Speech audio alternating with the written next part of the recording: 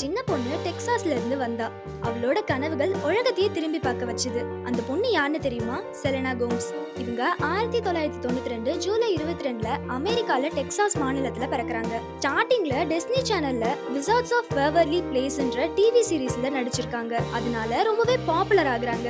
அவங்களோட 15வது வயசுல July Moon production சொந்தமா ஸ்டார்ட் பண்றாங்க.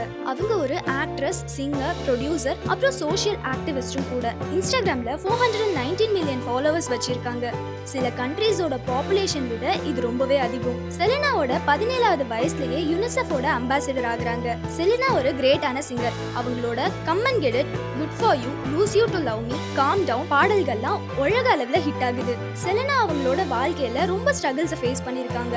ஆனாலும் ஒரு விஷயத்துல அவங்க ரொம்பவே லக்கி. அதுதான் அவங்களுக்கு கிடைச்ச ஃப்ரெண்ட்ஸ். லூஃபஸ் என்ற நோயால பாதிக்கப்பட்டதுனால கிட்னி டிரான்ஸ்பிளான்டேஷன் சர்ஜரி பண்ணிக்க வேண்டியது கட்டாயமா இருந்திருக்கு. செலினாவோட க்ளோஸ் ஃப்ரெண்ட் தான் ரைசா. இவங்க செலினாக்காக தன்னோட கிட்னியை கொடுத்து நட்புக்கு இலக்கணமா இருந்திருக்காங்க. இவங்களை பத்தி இன்னும் டீடைலா தெரிஞ்சுக்கணும்னு நினைச்சீங்கன்னா பார்ட் 2க்கு கமெண்ட் பண்ணுங்க, லைக் பண்ணுங்க, ஷேர் பண்ணுங்க. நீங்க பார்த்துட்டு இருக்கிறது ரியோ டிவி. மறக்காம சப்ஸ்கிரைப் பண்ணிக்கோங்க.